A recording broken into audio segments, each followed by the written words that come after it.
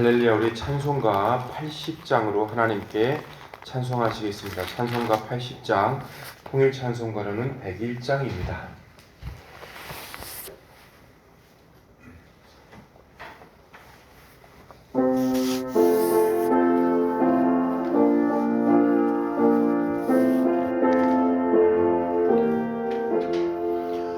천지에 있는 이름 중 귀하고 높은 이름, 주 나시기 전 지으신 구주의 이름 예수.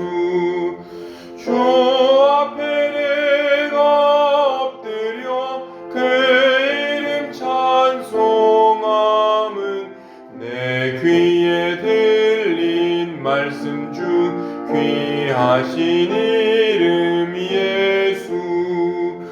주 십자가에 달릴 때 명패에 쓰인 대로 저 유대인의 왕이요 곧 우리 왕이시라. 주 앞에 내가 엎드려 그 이름 찬송함은 내 귀에 들린 말씀 중 귀하신 이름 예수. 지금도 살아 계셔서 언제나 하시는 일, 나 같은 죄인 부르사 참 소망 주시도다. 주 앞에 내가 엎드려 그 이름 찬송함은 내 귀에 들린 말씀 중 귀하신 이름 예수. 주 예수께서 영원히 어제나 오늘이나 그 이름으로 우리에게 참 복을 내리신다. 주 앞에 내가 엎드려 그 이름 찬송함은 내 귀에 들린 말씀 중 귀하신 이름 예수. 아멘. 366장 한 장 더 찬송하시겠습니다. 통일 찬송가로는 485장입니다. 366장입니다.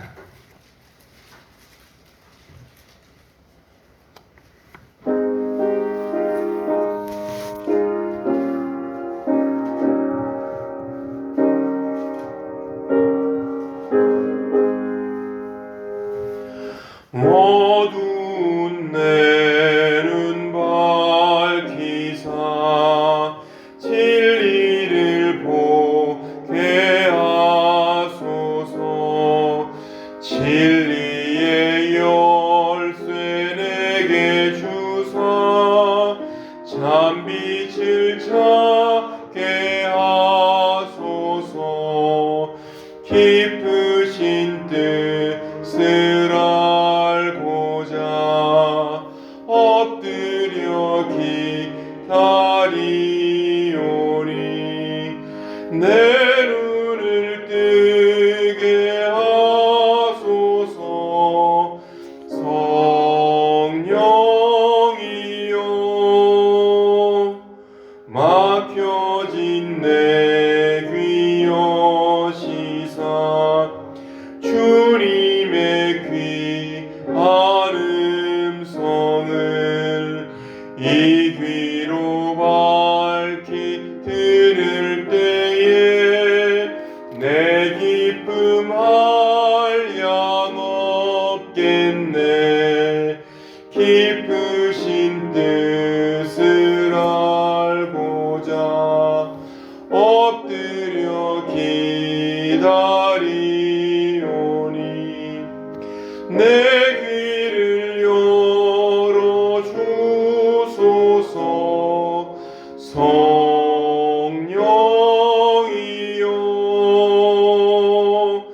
봉해진 내 입 여시사 복음을 널리 전하고 차가운 내 맘 녹여주사 사랑을 하게 하소서.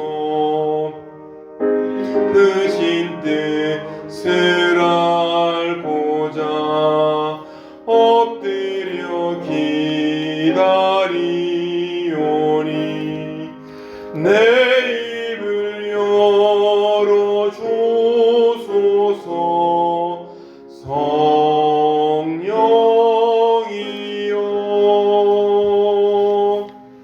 아멘.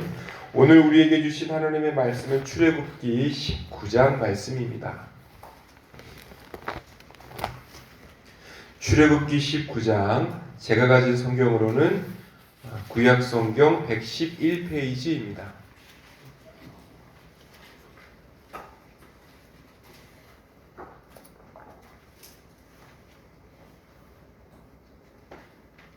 저와 여러분들이 1절씩 교독하시겠습니다. 이스라엘 자손이 애굽 땅을 떠난 지 3개월이 되던 날 그들이 시내 광야에 이르니라. 그들이 리비딤을 떠나 시내 광야에 이르러 그 광야의 장막을 치되 이스라엘이 거기 산 앞에 장막을 치니라. 모세가 하나님 앞에 올라가니 여호와께서 산에서 그를 불러 말씀하시되 너는 이같이 야곱의 집에 말하고 이스라엘 자손들에게 말하라.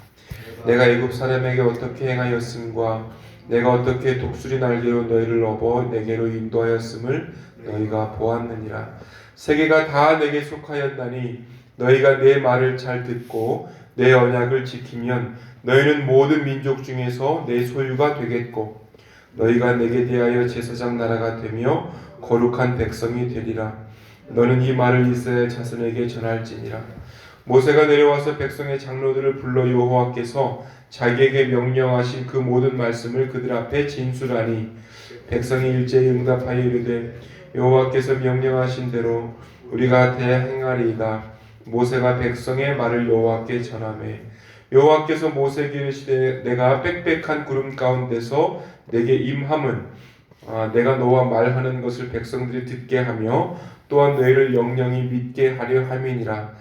모세가 백성의 말을 여호와께 아뢰었으므로 여호와께서 모세에게 이르시되 너는 백성에게로 가서 오늘과 내일 그들을 선결하게 하며 그들에게 옷을 빨게 하고 준비하게 하여 셋째 날을 기다리게 하라. 이는 셋째 날에 나 여호와가 온 백성의 목전에서 시내산에 강림할 것임이니 너는 백성을 위하여 주위의 경계를 정하고 이르기를 너희는 산과 산에 오르거나 그 경계를 침범하지 말지니 산을 침범하는 자는 반드시 죽임을 당할 것이라. 그런 자에게 손을 대지 말고 돌로 쳐 죽이거나 화살로 쏘아 죽여야 하리니 짐승이나 사람을 막론하고 살아남지 못하리라 하고 나팔을 길게 불거든 산 앞에 이를 것이니라 하라. 모세가 산에서 내려와 백성에게 이르러 백성을 선결하게 하니 그들이 자기 옷을 빨더라. 모세가 백성에게 이르되 준비하여 셋째 날을 기다리고 여인을 가까이 하지 말라 하니라. 셋째 날 아침에 우레와 번개와 빽빽한 구름이 산 위에 있고 나팔 소리가 매우 크게 들리니 진중에 있는 모든 백성이 다 떨더라. 모세가 하나님을 맞으려고 백성을 거느리고 진에서 나오매 그들이 산 기슭에 서 있는데 자욱하니 여호와께서 불 가운데서 거기 강림하심이라. 그 연기가 옹기까마 연기같이 떠오르고 온 산이 크게 진동하며 나팔 소리가 점점 커질 때에 모세가 말한즉 하나님의 음성으로 대답하시더라. 여호와께서 시내산 곧 그 산 꼭대기에 강림하시고 모세를 그리로 부르시니 모세가 올라가시며 여호와께서 모세에게 이르시되 내려가서 백성을 경고하라. 백성이 밀고 들어와 나 여호와에게로 와서 보려고 하다가 많이 죽을까 하노라. 또 여호와에게 가까이 하는 제사장들에게 그 몸을 성결히 하게 하라. 나 여호와가 그들을 칠까 하노라. 모세가 여호와께 아뢰되 주께서 우리에게 명령하여 이르시기를 산 주위에 경계를 세워 산을 거룩하게 하라 하셨사온즉 백성이 시내 산에서 오르지 못하리이다. 여호와께서 그에게 이르시되 가라 너는 내려가서 아론과 함께 올라오고 제사장들과 백성에게는 경계를 넘어 나 여호와에게로 올라오지 못하게 하라. 내가 그들을 칠까 하노라. 다 같이요. 모세가 백성에게 내려가서 그들에게 알리니라. 아멘. 출애굽기를 크게 나누면요 1장에서 18장까지 시내산 언약 이전의 출애굽 그리고 광야 생활이 나옵니다. 그리고 19장에서 40장까지는요 시내산 언약 이후의 율법들 그리고 제사에 관한 기록으로 나눌 수 있습니다. 그러니까 19장부터는 율법이 나오고 제사에 대한 기록이 나오는 거예요. 창세기 1장부터 19장까지는 그나마 재밌습니다. 그 이야기들이기도 하고 사건들이 나타나기도 하고 또 사건들 속에서 어떻게 하나님께서 일들을 펼치시는지 또 돌보아 주시는지 이러한 이야기들이 이렇게 나오니까 재미있다가 이제 19장, 20장 가기 시작하면 율법, 법전, 법률 이런 것들이 나오니까 여러분 어떻게 되죠? 졸리기 시작하는 거예요. 성경을 읽다가. 그래서 우리 청년들하고 얘기를 해보면 다 어디서 실패하냐면 출애굽기 20장부터 실패합니다. 여기서부터 이제 실패하고 창세기, 출애굽기, 레위기. 이 레위기가 또 복병이에요. 레위기가. 이제 신학교를 다녔을 때 교수님들 중에 강의를 참 재미없게 하셨던 교수님들이 몇 분 계셨어요. 몇 분 계셨는데 그 교수님들께 이제 신학생들이 우리끼리 하는 얘기로 어떤 별명을 지어드렸냐면 저격수라고 하는 별명을 지어드렸어요. 저격수. 이 저격수 뜻이 뭘까요? 마지막 한 명까지 길을 쓰고 듣고자 하는 사람까지 다 재운다. 그래서 저격수였던 거예요. 여러분 레위기가 딱 그렇습니다. 레위기가. 이 출애굽기 20장부터 레위기를 읽으려니까 읽혀지지가 않는 거예요. 여러분 왜 그랬을까요? 이 그림 언어란 말이에요.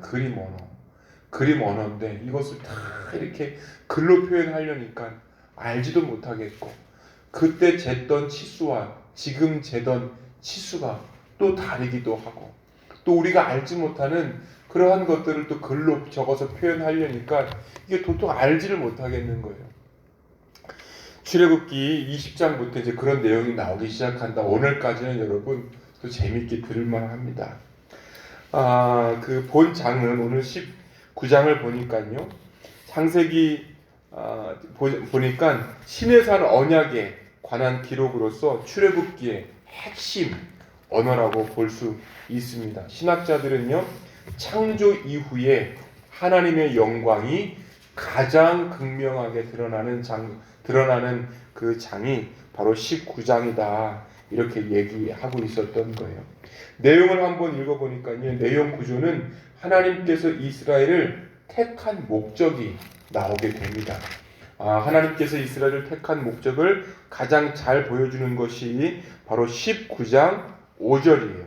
우리 한번 더 읽어보시겠습니다. 세계가 다 내가 속하였나니 너희가 내 말을 잘 듣고 내 언약을 지키면 너희는 모든 민족 중에서 내 소유가 되겠고 너희는 모든 민족 중에서 내 소유가 되겠고 하나님께서 이런 식으로 말씀하시면서 이스라엘 백성과 인간들과 계약을 맺기 시작하시는 거예요. 우리 7절부터 15절에는요. 율법 수여를 하시기 전에 요구되는 성결에 관한 그러한 본문을 내용들을 담고 있습니다. 그리고 그 이후에는 하나님의 시내산 임재 16절에서 25절까지로 구성이 되어 있습니다. 출애굽한 지 3개월이 되던 날 시내산 앞에 있던 시내산 광야에 이렇게 이스라엘 백성들이 도착하게 되었어요. 약 50일째 되던 날이었습니다. 애굽에서 나올 때에 하나님께서 곧장 언약을 주시지 않으시죠. 애굽에서 나오자마자 언약을 주실 법한데, 야, 내가 이러한 하나님이다, 너 나 따라오려냐?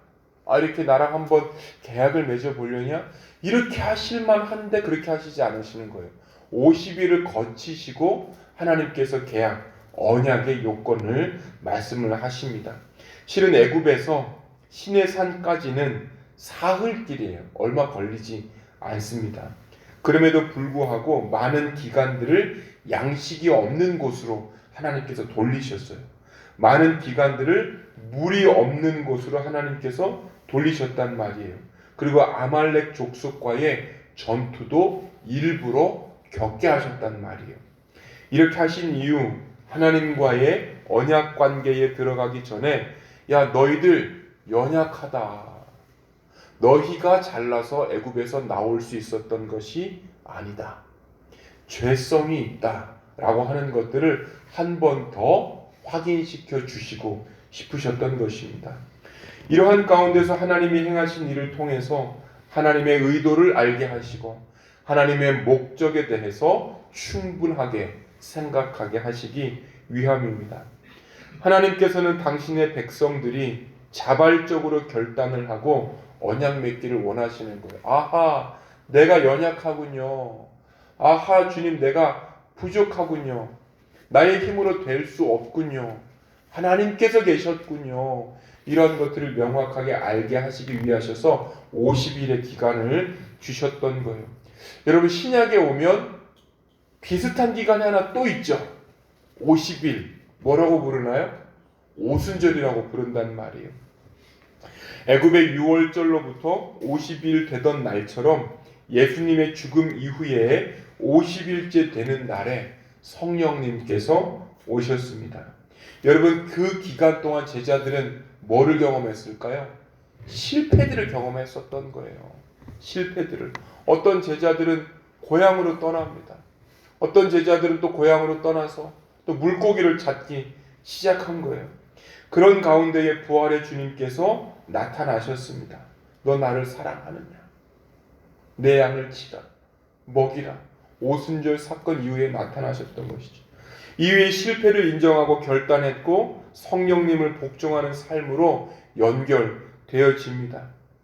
3절과 4절을 한번 읽어보시겠습니다. 시작. 모세가 하나님 앞에 올라가니 여호와께서 산에서 그를 불러 말씀하시되 너는 이같이 야곱의 집에 말하고 이스라엘 자손들에게 말하라. 내가 애굽 사람에게 어떻게 행하였음과 내가 어떻게 독수리 날개로 너희를 업어 내게로 인도하였음을 너희가 보았느니라. 여러분, 모세가 하나님 앞에 올라가니 여호와께서 산에 그를 불러서 말씀하시되 너는 이같이 어떤 집에 말하라고요? 야곱의 집에 말하라는 거예요. 야곱의 집. 그리고 이스라엘 자손들에게 말하라 라고 말씀하시는 거예요. 하나님 만나기 전에 족속 야곱, 하나님 만난 다음에 얻은 이름 이스라엘. 이것을 둘 다 얘기를 하시면서 한편으로는 전혀 변화되지 않았던 본성과 기질이 있었다는 것을 한 번 더 상기시켜 주시는 거예요. 그래도 하나님께서 택하셨습니다. 무엇을 말씀하시면서 택하셨습니까? 하나님께서 이들을 독수리 날개로 업어서 인도하셨다. 안전하게 보호하면서도 연단을 시키신 하나님이심을 말씀하고 계십니다. 5절과 6절을 보니까 온 세계가 다 이미 하나님의 소유인데 이스라엘을 특별한 소유로 삼으셨습니다. 이스라엘이 잘한 것이 없습니다. 그럼에도 불구하고 그렇게 특별하게 삼으셨던 거예요. 하나님께서 이스라엘을 특별한 소유로 삼은 것, 제사장 나라가 되기 위함입니다. 중보 사역을 하는 직책, 하나님과 세계를 이어주는 직책이 바로 이스라엘의 직책이었었던 거예요. 하나님의 언약을 순종하여 번영을 하면 열방들이 그 모습을 보고 아하, 하나님이 계시는구나, 하나님이 살아계시는구나, 이렇게 돌아오게 하려는 거예요. 우리들도 마찬가지입니다. 오늘날 성도님들 하나님의 소유이며 하나님의 제사장인 거예요. 베드로전서 2장 9절을 보니까 그러나 너희는 택하신 족속이요 왕같은 제사장들이요 거룩한 나라요 그의 소유가 된 백성이니 이는 너희를 어두운 데서 불러내어 그의 기이한 빛에 들어가게 하신 이의 아름다운 덕을 선포하게 하려 하심이라. 여러분들이 뭐라고요? 제사장들이래요. 거룩한 나라래요. 어디서 온 거죠? 출애굽기 19장 5절에서 온 바로 그 말씀입니다. 7절을 보니까 모세가 이스라엘 백성들에게 계약, 의사를 물었습니다. 하나님께서 가라고 하신 거예요. 이렇게 계약 의사를 물었습니다. 약속과 언약, 계약. 이제 이것이 시작되는 것이 바로 19장인 거예요. 사람 대 사람과의 계약을요, 계약이라 하거나 혹은 약속이라고 합니다. 언약은 뭐라 그러냐면 사람과 하나님께서 우리에게 주신 그 용어를 약속, 계약이라고 하지 않고 보통 성경에서는 언약이다라고 표현하는 것을 우리가 알 수 있습니다. 여러분, 이러한 일종의 계약인데요, 어떤 강요가 아니라 자발적인 의지가 중요하다. 하나님께서 불과 구름 가운데 니네 안 하면 죽는다, 쾅쾅 쏟아지면서 이렇게 말씀하시는 게 아니고 누구를 보내셨다고요? 모세를 보내신 거예요. 지금 모세를 보내셨다. 중간자를 한번 보내셔서 하나님께서 부드럽고 선한 말씀으로 한 번 더 말씀하고 계신 것들을 우리가 알 수 있습니다. 강요가 아니라 자발적인 의지를 끌어내기 위함이에요. 그래야 계약의 권위와 당위성을 갖습니다. 지금까지 이스라엘 백성들 자주적인 주권들, 자유적인 계약들을 경험하지 못했었습니다. 왜 그랬을까요? 종살이를 430년간 했었던 거예요. 이런 것들을 경험해 보지 못했었습니다. 그래서 하나님께서는 어떤 이집트의 왕, 이런 사람들의 계약이 아니라 진실한 계약과 같은 것을 말씀하고 싶으셨던 거예요. 모세로 하여금 하나님의 목적을 설명하게 하고 이스라엘 백성들의 의사를 물었습니다. 계약의 목적, 언약의 목적, 제사장 나라가 너희가 되어야 된다. 제사장 나라로서의 사명을 감당하기 위해서는 한 가지가 있는데 이 언약하기 전에 계명을 지켜야 된다는 거예요. 무슨 뜻일까요? 존중, 경외도 필요함을 주님께서 말씀하고 계십니다. 오늘날 교회의 존재의 목적과 이유도 같습니다. 하나님을 나타내는 것, 자기를 위해서 사는 것이 없이 의도된 계명에 순종할 수 있어야 되는 거예요. 하나님께서 이스라엘 백성들에게 임재하셨습니다. 계약을 위해서 임재하셨던 거예요. 우리 9절 말씀인데요, 하나님이 계시다는 것을 보여주심으로 믿게 하셨습니다. 하나님께서 모세를 중보자로 세우시고 그를 통해 말씀을 하심으로 당신의 뜻을 전하고 계십니다. 이것이 하나님께서 일하시는 방법인 거예요. 우리 16절과 19절 한 번 더 읽어보시겠습니다. 시작.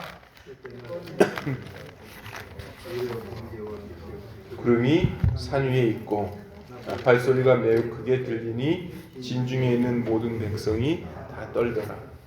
모세가 하나님을 맞으려고 백성을 거느리고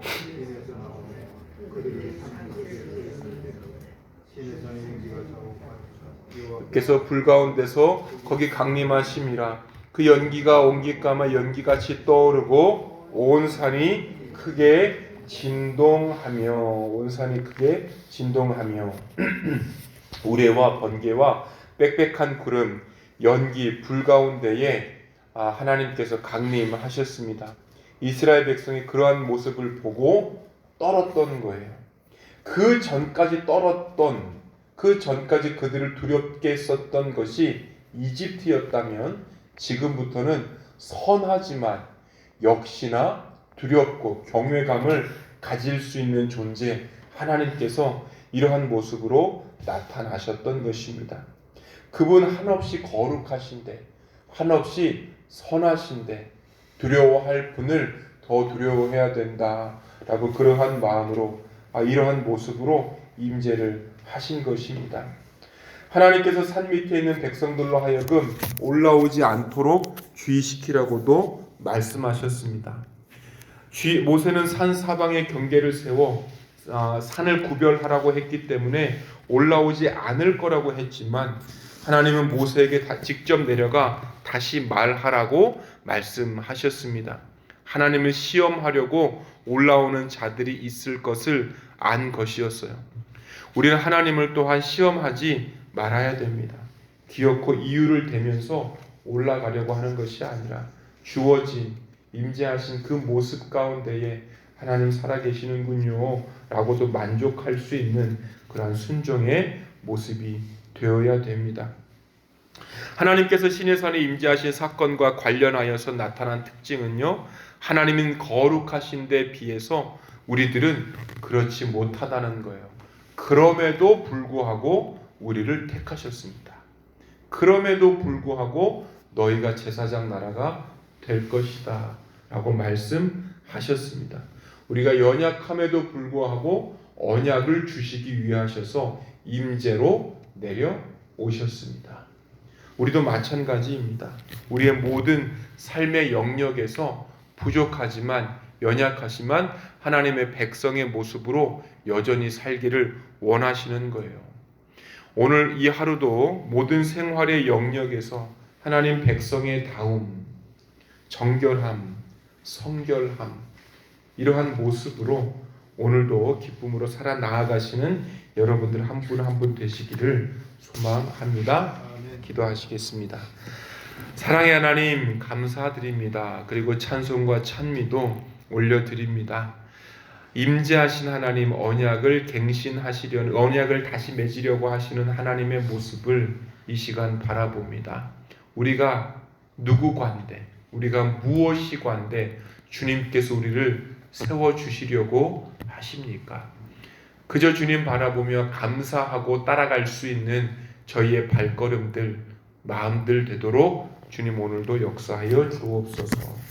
오늘은 수요일로서 국내외 선교지와 북한을 놓고 위해서 기도해 주시기를 바랍니다. 또한 나라 전국이 상당히 어지럽습니다. 주님 이 나라 살려주시옵소서. 이 기도 제목도 다 함께 주님 앞에 올려드리시겠습니다. 도우시는 하나님, 역사하시는 하나님, 감사와 찬송을 올려드립니다. 아버지여, 아버지여, 아버지여, 하나님 국내외를 놓고 위해서 주님 앞에 기도합니다. 선교지를 주님 앞에 또한 올려드립니다. 여러 선교지 가운데에서 선교하고 계신 우리 선교사님, 주님 그들의 생각과 아버지 하나님이여 마음 또한 재정들 주님 영성 주님 하나하나 다 지켜주시고 가는 길 가는 모든 그 선교지들마다 승리의 깃발들을 꽂을 수 있도록 주께서 함께하여 주시기를 원합니다. 하나님이여 하나님이여 날마다 인도하여 주시고 선교사의 삶을 살아 나아갈 때 기쁨과 또한 소명과 사명의 마음들을 날마다 채워주시기를 소망합니다. 주께서 함께하여 주시옵소서. 하나님 이 시간 당신 앞에 기도하며 나아갑니다. 나라가 어지럽습니다. 아버지 하나님이여 정권이 어지럽습니다. 주께서 함께하여 주시고 아버지 하나님이 하나님의 뜻에 맞게 아름답게 풀어주시기를 원하오니 하나님이여 하나님이여 하나하나 주께서 다스려 주시옵소서. 하나님께서 행하셨던 일들을 감사하며 믿음으로 나아가는 오늘 하루 되도록 주님께서 함께하여 주옵소서. 감사와 찬송을 드리며 예수님의 이름으로 기도하였습니다. 아멘.